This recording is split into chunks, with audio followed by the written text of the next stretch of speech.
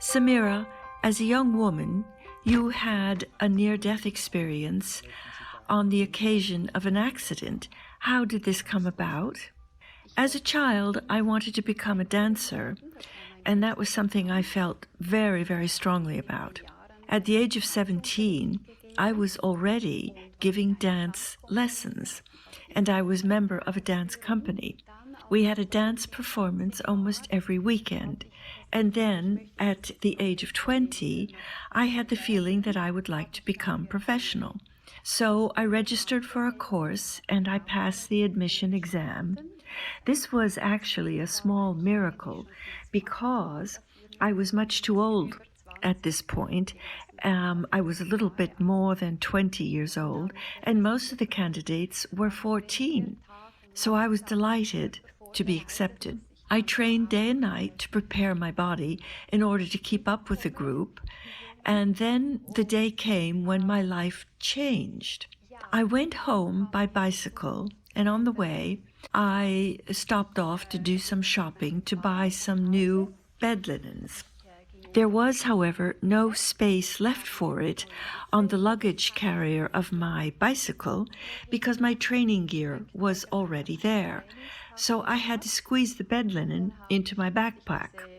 Then I put the backpack on, strapped it to my back, and so off I went. And by bike, I passed by the dance school, which every time I did exalted me. I felt so happy to be starting dancing there again soon. But some yards further on, I suddenly heard a loud bang, and I can still recollect that I thought, what was that? But at this very moment, I was already thrown through the air. I was thrown over the car which hit me, and I fell on my back. And then, when I collided with the asphalt of the street, I was pulled away. At that moment, did you have your near-death experience? Yes. Thereupon, I floated above the location of this accident. I saw my body lying on the street. I saw cars coming from behind and stopping suddenly. I saw people nervously running here and there. There was great agitation at the scene of the accident, but I was floating up there quietly with unbelievable calm and also weightless. I felt light as a feather, simply watching everything from this distance. Then suddenly I felt a powerful suction, and I was pulled away from the scene of the accident, and very far away I saw a light. This light was so incredibly beautiful. It was actually like, well, it's difficult to put into words. I felt that this could be a being comparable with living light. It was neither warm nor cold. It was simply incredibly beautiful. And the only thing I knew was that I would like to move there. Then I continued to approach the light, one might say. The closer I came, the more I felt that I didn't want to go back from there into my body anymore. The only thing I wanted was to stay there. Suddenly, I had the feeling that someone was standing beside me. I was somewhat confused, really pretty confused. What's going on here? Then I saw a figure standing beside me, which I recognized as my spiritual friend, you might say. I knew him from my childhood. I had discussed a lot with him. He always had been there for me. He was able to comfort me when I was sad. He answered all my questions, and that is why I recognized him. He was standing beside me, fully present. He made a gesture to stop me from approaching the light, and said to me very calmly, "Stop. You must not go further from here." When he told me this, I was unbelievably shocked, because I had a very strong sensation of being attracted by the light, and so I asked him, staring at him in disbelief, "After all, why is it not possible for me to go further? I'm here." And he replied, "Your time has not yet come. You have to go back. you still have a task on earth. But I tried to convince him by all available means that it's right for me to move there. But he said again, no, your time has not yet come. Well, his appearance was very determined. I asked him, but why? I don't understand why I have to go back now. Even as a child, I never could understand why I was here in this body, because for me this always has meant a duty. As a child, I sometimes looked out of the window, somehow knowing that there was more out there. I always felt that I was a stranger here. I found myself in the position of a tourist who has lost his way. I could not see the meaning of life in general. That means the reason why we have to be here.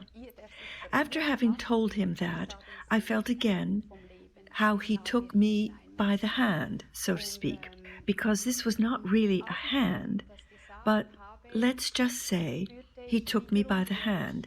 And then suddenly we were flying over a vast city. There were high-rise buildings and skyscrapers, each one higher than the other. And between these skyscrapers I saw streets with many, many people moving about, comparable with a swarm of ants. However, this city seemed to me to be unbelievably heavy and dark. And so I asked myself what he intended to show me. And he said to me, "Come on, let's get a little closer. Then you will see what I would like to show you."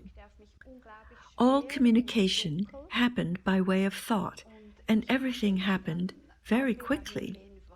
So we got closer, and I could see these people, and suddenly I could find exactly the same light inside everybody. It was this light which I had seen before. It was inside of everyone, like a flame. And in the moment in which I realized this, they all looked up, so to speak, beaming into the atmosphere like a torch beam, many, many torches all together. And this light connected into a whole, comparable with a web put around the globe. And at that instant, I realized that I also was part of this light. That means that the light was not there where I wanted to move, but that it is inside of me. And just at that moment of being aware of this, I was again catapulted back downward into my body. And when I was again lying there on the street, I heard someone saying, "I have to turn her." This was because something was streaming out of my mouth, and people were afraid that I might suffocate, because this is what you are taught in medical emergency training.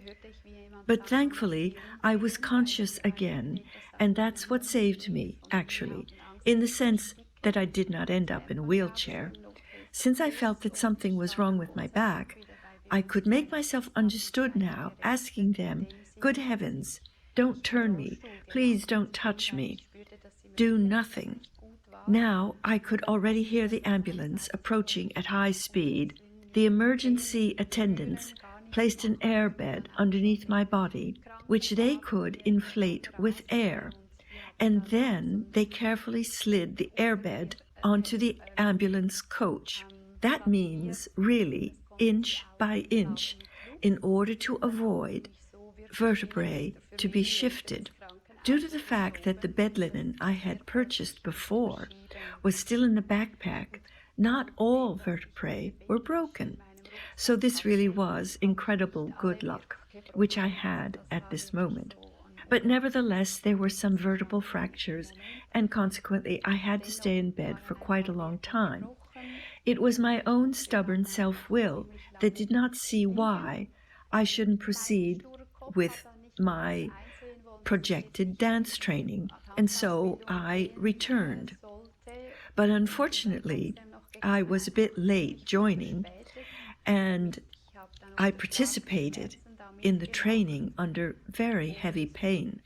But looking back now, I know why I had to do so.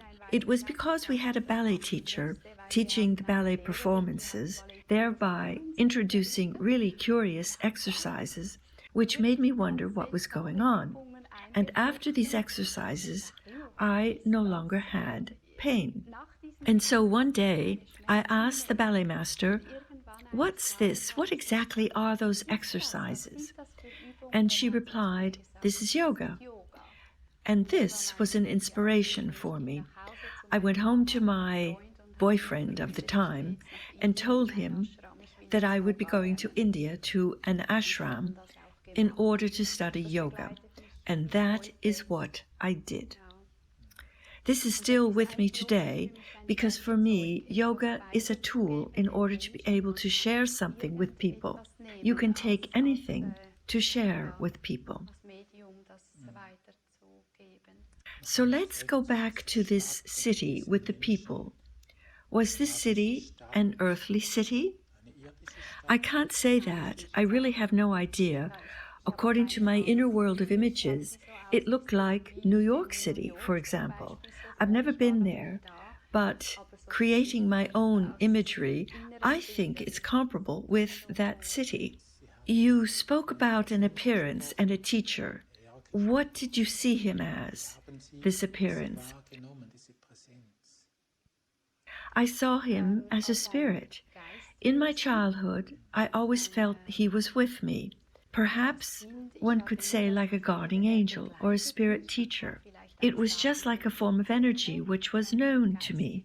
One time, when I was a child, he told me, "Don't hesitate to give me a name if it helps you in case you'd like to call on me." So I called him Nathaniel because I like this name very much, and I still use it today. But this is only a tool for me. He himself does not have a name. What impact did this near-death experience have on your future life? Well, it had a huge impact, because from this moment on, I knew why I was here, and I understood the meaning of life, and also the reason why I am here. I mean, my task. This has given me incredible insight, and it also meant an experience of awareness for me. I realized that the light is always superior, and that it makes no difference whether we are here or when we die. It belongs together, which means that life is there and it is also here. It flows together. We originate from this light and we will go back there again. This was my primary experience. And another one is that sometimes I see an image of two rooms separated by a wall. And in this wall there is a door. One of these rooms is very dark and black, and the other room is full of light. When I open now the door in this wall, what will happen? Will the dark move into the light, or will the light move into the dark? This image is very symbolic for me, also with respect to this near-death experience. Today, I simply know this is for me alone, and I rely on the truth that there are so many things between the earth and the sky that we do not know. Here, we often forget things, but I will never forget this experience. I won't say that I'll be happy when I have to die, but let's say that it's a nice feeling for me to know that we are allowed to pass away, and also that I have learned to love life here on earth. Because I'd say there's a